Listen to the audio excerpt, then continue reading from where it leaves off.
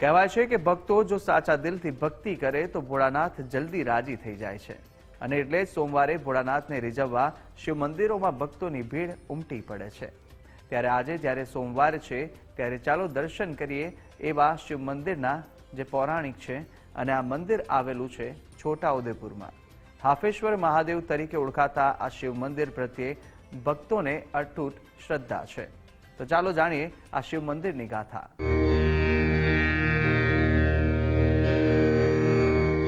ओम हं जुं स ओम त्र्यंबकं यजामहे सुगंधिं पुष्टिवर्धनम्।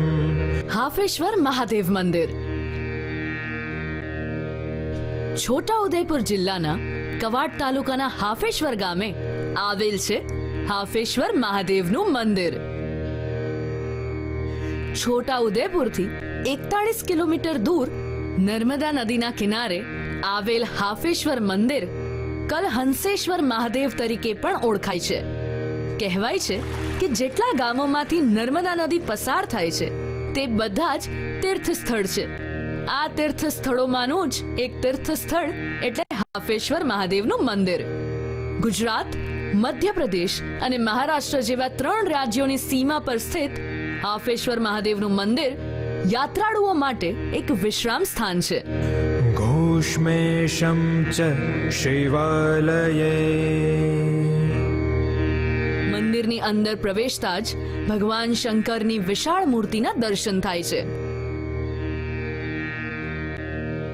જે શ્રદ્ધાળુઓને ધન્યતાનો અનુભવ કરાવે છે।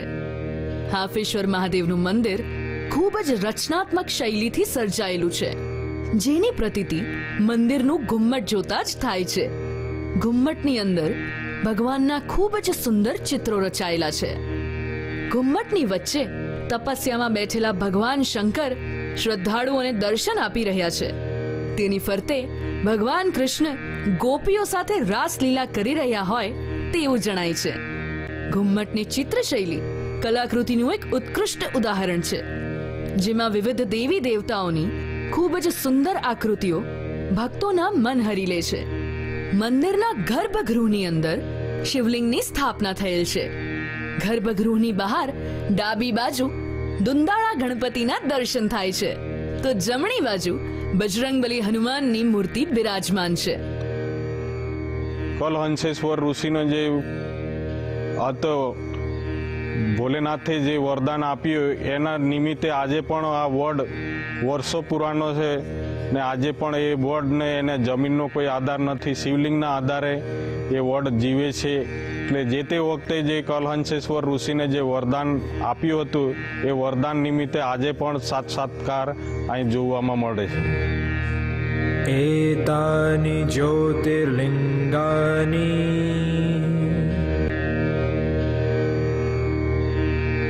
હાફેશ્વર મહાદેવ મંદિરના ઇતિહાસ પ્રમાણે કલહંસ ઋષિજી જ્યારે શંકર ભગવાનને પ્રસન્ન કરવા માટે તપસ્યા કરી રહ્યા હતા ત્યારે ભગવાન ઇન્દ્રએ તેમની પરીક્ષા લેવાનું નક્કી કર્યું અને તેમને પૂછ્યું કે બોલો, તમારે શું જોઈએ છે? કલહંસ ઋષિજીએ એ ભગવાન ઇન્દ્રને પ્રણામ કર્યા અને કહ્યું, મારે તો ફક્ત ભગવાન શંકરના દર્શન કરવા છે। ભગવાન ઇન્દ્રના આશીર્વાદથી કલહંસ ઋષિજીને ભગવાન શંકરના દર્શન થયા। ત્યારે કલહંસ ઋષિજીએ ભગવાન શંકર પાસે વચન માંગ્યું કે પ્રભુ, તમે સદા અહીં બિરાજમાન રહો અને આ જગ્યાને પાવન કરો। ભગવાન શંકરે કલહંસ ઋષિને આ વચન આપ્યું। આ વચન પ્રમાણે જે પણ મનુષ્ય અહીંયા પૂજા, દાન, યજ્ઞ અને સત્કર્મ કરશે કે કરાવશે તેને સ્વર્ગમાં સ્થાન મળશે। ત્યારથી જ આ જગ્યાને કલહંસેશ્વર મહાદેવ તરીકે પણ ઓળખવામાં આવે છે। આ સાથે જ હાફેશ્વર મહાદેવ નામ પડવા પાછળ પણ ભક્તોની આસ્થા રહેલી છે। ભક્તો જ્યારે ભક્તિભાવ સાથે આ જગ્યાના દર્શન કરવા માટે ચાલીને આવતા ત્યારે આ સ્થાન સુધી પહોંચે ત્યાં સુધી તેઓને હાંફ ચડી જતો, તેથી આ જગ્યાનું નામ પડી ગયું હાફેશ્વર મહાદેવ। પ્રકૃતિના ખોળે અને નર્મદાના કિનારે વસેલ હાફેશ્વર મહાદેવનું મંદિર ભક્તો માટે શ્રદ્ધા અને આસ્થાના પ્રતીક સમાન છે, જેના દર્શન માત્રથી જ સમગ્ર દુઃખો દૂર થાય છે।